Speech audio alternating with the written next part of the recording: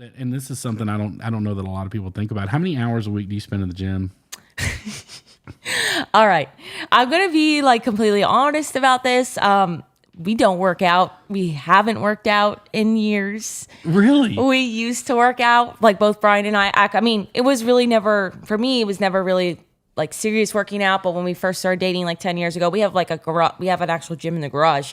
And Brian was more serious back then, but we were like out there and I was like doing squats and working out and stuff. But no, like right now I do not work out. That might be the most shocking answer to everybody in both of our audiences ever. I can't lie anymore. I don't lie about it. I don't talk about it because like I don't work out, but somebody literally asked me that yesterday at the football game too, like if I work out.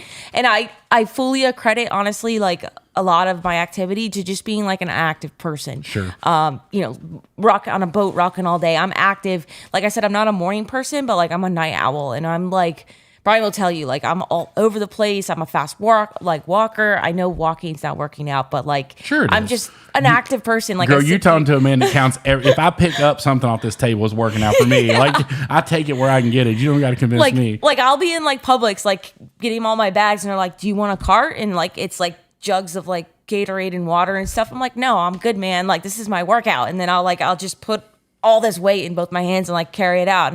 And I always joke that it's my workout, but a combination of that, throwing nets, catching big fish, like I credit being a little in shape to the type of work I do. You don't have to be so modest. We've all seen and a fast metabolism thanks to my dad. We've all seen the videos, Darcy. We know you're in shape. There's no point in like saying a little in shape. We've seen the pictures and the videos. Definitely genetics have a play, I'm sure, because my dad was a very skinny, fit looking guy. Yeah, one I will tell you that when the first time we worked with you guys, I was shocked at your height.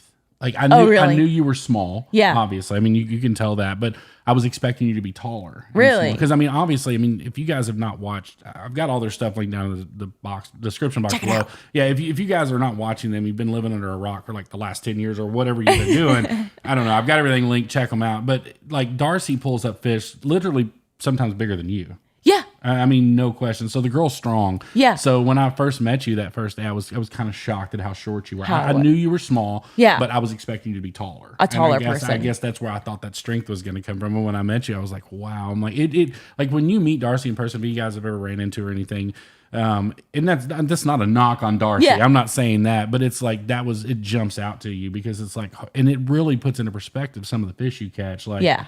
Holy crap. Right. Like, how did you get that up? And because, I mean, there's times where I've seen grown men, I've seen fish make them cry sometimes. Like, or they might not let it like show, but you can see those tears. Everything hurts before they get the fish out to the boat. We caught a beautiful sailfish. Well, actually, we took a NASCAR driver offshore fishing earlier this week, and he caught a sailfish, but he was exhausted by the time of that fight because that fish has like the sail up, and he was just doing circles. He would not come to the boat, but once I got the fish to the boat and was able to bill it, I just sit there on the side of the boat and get shook violently by this massive billfish, and I just hold on for dear life until like the fish like calms down, and then we get the hook out, and then we'll take a quick pick, and pull his head a little bit out of the water, take a quick pick, put him back in the water, and let him go. But the next day I was very sore. Like I was like, Brian, like my upper shoulders are killing me, and he's like, you need to work out. I'm like, well, I don't catch a damn billfish every single day. That's right. But yeah, no. Has there ever been a time where you've had somebody on the boat with you and you had to get like a guy and you had to get the fish in for him?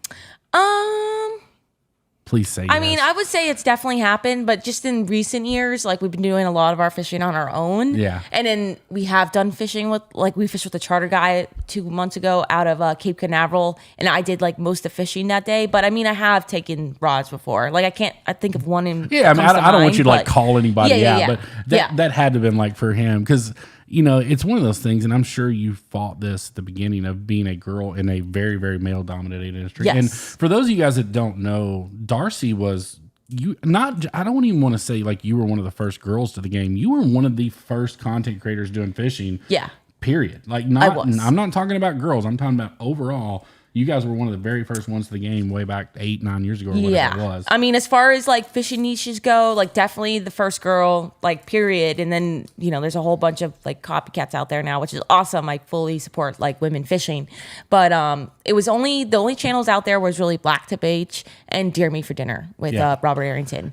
And Deer Meat for Dinner we talk about him a lot. He is in whole different like level. That's true. He's like, it's what they do is incredible. And again, that is not a knock on Robert and those guys, but they are like on a whole other level with their content creation. I mean, it's just, if you've never checked them out, it's wild. And I think his niche is he is a sportsman through and through. Yeah, right. He's not just fishing. He's a hunter. But I mean, that dude can like, he'll make work of a fish cleaning it, and you're just like, what? Like, I'll take a redfish that takes me an hour to clean it. He'll pull out a swordfish and he'll have this thing filleted and chopped up in 5 minutes or something like that. I'm like, dude is just amazing when it comes to like that part of it. And I also do know Robert Arrington has like TV background and stuff, so he's very good on camera. He had prior experience. He'd been on TV networks before, so all power to him. Like, he has a lot more experience than both him and I. So like, we're just want to get to his level one day for absolutely. sure. But you could just tell the way he presents himself on camera. He's very confident. He knows what he's talking about, and that's all that really matters is your expert at your craft. Exactly. But so those guys are just on. They're in a level all their own. And to think like his brother, a lot of people think that Blue Gabe got his start because of Robert, but he really didn't. He had that viral video where he jumped in and hand caught that iguana. Oh. Like, he was kind of struggling to find his way in the content creation world, I think. And then he had that video. The dude literally jumped off a bank. Yeah. Swam and caught an iguana by hand. And that video went viral. And ever since he's been... I do remember that video too. And we had in the very beginning, I feel like when a channel first starts, this is just my opinion, but from a few years back, or even Blue Gabe, but I feel like YouTube always gives you like one good video that like they'll take off for you. And yeah, he did that. The video did amazing for him. But I really do believe like his brother's big audience definitely helped him get in the door. Like, we had to start from nothing. Well, and not me. I will say, I mean, I'm living proof of that. Right, because we have been so blessed to work with some of the biggest content creators. Good point. And that's, I mean, I 100%, I do not take, I mean, obviously we've worked hard. I'm not saying that, but we've had so many people that have helped us along the way. That's a good point. It's not even the audience. I tell people all the time, it's so invaluable to be able to, I mean, I've texted Puddin before and asked me like, hey man, what do you think about this? Or just different things, Fish Finder, stuff like that. To be able to have those resources that you guys didn't have. There was you, and then I even say Brant and Lawson Lindsay. Yeah. There really was no roadmap. No. There wasn't. It was like you guys were kind of finding your way. Right. On your own. There wasn't, there was no fishing tutorial videos you could pull up and be like, how to make a quality fishing video for YouTube. It was like you guys were laying the groundwork for that. Right. True. That's a good point. Sorry, I got totally sidetracked. You're good. I'm like, what am I doing right now? I know you brought your sisters up, and I don't want to spend a ton of time on, but how's your sister doing? Is she? Yeah, so she's doing good. Well, like I said, there's 5 of us, but so there was twins, and Megan was a twin, but she was in a really bad head-on collision. Basically, we just passed the 2-year anniversary, actually. It was October 14th of 2 years ago, 2020. Gotcha. So she is doing great. I actually haven't spoken to her recently, which I need to. But as far as I'm aware, like, she just started posting stuff she posts on Instagram, Meg K. Carter, if any of you guys are interested, but you could check her out. She just posted the other day about like her first like cup of coffee since the accident, like, so she could have the caffeine again because of the brain injury. You can't have certain things or whatever it is. But also she just started, she's like, I'm wearing boho jeans. Like, man, I feel like a woman. Like, she's just starting to come to herself again, and she's wearing braces. I mean, she's still reliant on her wheelchair to get around, but she's doing great. Like, I'm really happy for her. You can tell she's happy. And that's a lot of things we take for granted every day. And if you took it away from us, like you said, like just putting on a pair of jeans, it's like, that's crazy to think that you might not be able to do that anymore for a while. Like that would be a huge milestone to be able to do that. Right. And it's just amazing that like your life can change in a split second from a car accident. And like, it's crazy to think about. Like, your life can change and do a 360 in a flash of less than a second. Like, it's just wild. Yeah, it's crazy for sure. Yeah. So I know, like, back in the day, you brought it up, and I'm going to kind of elaborate on it about, the bikini fishermen. Yes. I classify these as 2. You guys know this. I don't hide this. You have bikini fishermen like Darcy. Yes. Which there are plenty out there that do know how to fish, but there are some out there. Yes. Who wanted to be models. Yes.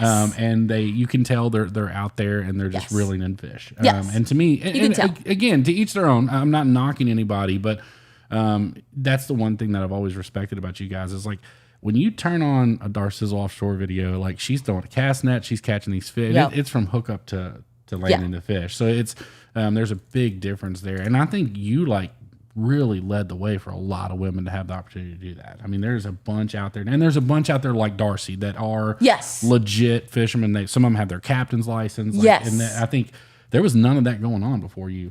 That's very true. I know there definitely are women out there that are hardcore that I fully respect, that like are real fishermen. And like you said, like you can tell, like you don't even need to watch a video to really kind of figure it out. Like what is a fishing model versus a real woman angler. And these days, I mean, back then it was like kind of like a big fad and it grew quickly and all these guys are jumping on it and stuff now. But I really don't think that's even like a thing anymore. Like I just don't think people are excited to go look and follow a fake fisherman. Like it's just and I think it stemmed from like the true clickbait era back when everybody was putting thongs in their thumbnail, and you would click on the video and it'd be 4 dudes fishing on a boat. Right. But because that was a thing at the time, it was people would put that in their thumbnails just to get clicks, and it was definitely working. I actually did a podcast with Matthew and Brad, who I work with a lot.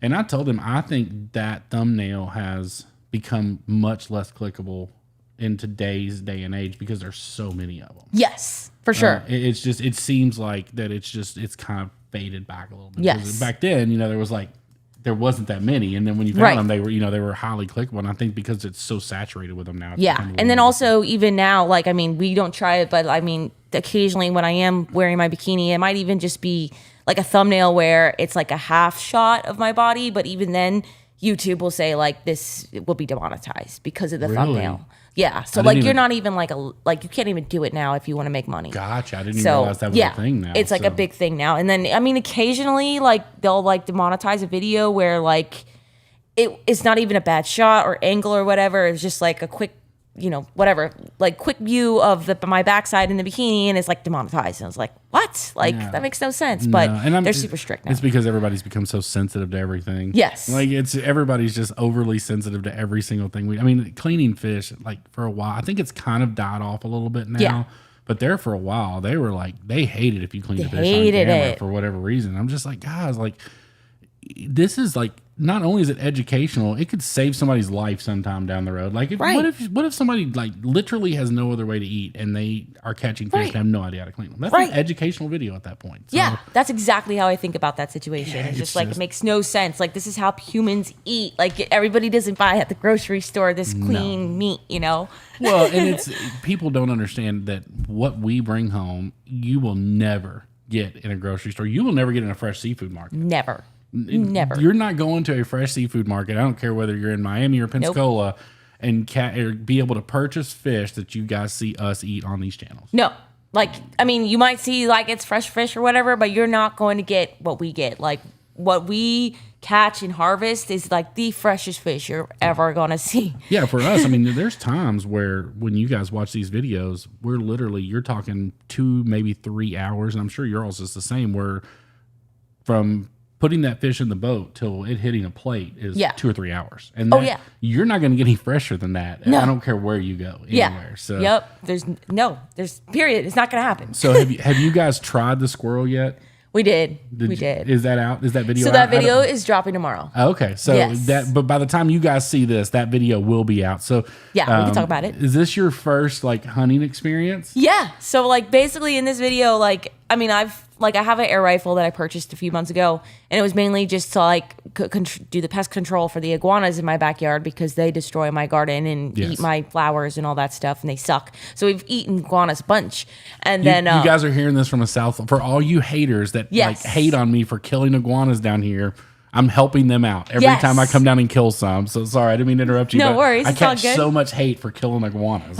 People do not get it. It drives me insane. Even my neighbors to this very day totally don't like it. So I have to like hide when I do it. But I'm in my property. But still, people make comments to me. But it's like, dude, you don't understand. Like it drives me mad in my head just thinking about it. Like a lot of people consider it like a pet in their backyard. Like I don't like see him every day. Like leave him alone. He's like a pet, and it's just like no, you don't understand. They don't belong here. My garden, yeah. And then it's like, all right, well, a lot of people think like you can transport them and move them. Like, no, you can't. You can't take them back to where they came from because they're here in a place where they don't belong. You don't know what bugs they have. Yeah, like you don't know what they're gonna take back to their original place. They have to be disposed of. Like it's the only way you can do it.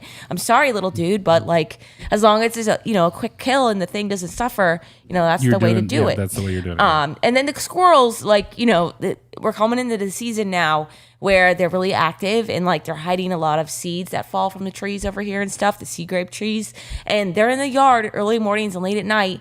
But they're like messing with my stuff. Like they're jumping from pot to pot. I have a lot of my plants in pots here. They're not in the soil because the soil here sucks.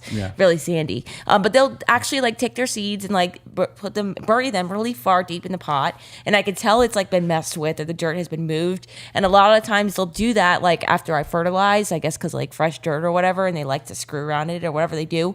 So it's annoying. And they'll also hide their seeds in the boats and the trucks and so on and so forth. And honestly, the seeds will grow. Like if the squirrels forget about it, which they forget about them a lot. That's why they're such farmers, because they propagate seeds throughout the United States where they forget to go get it.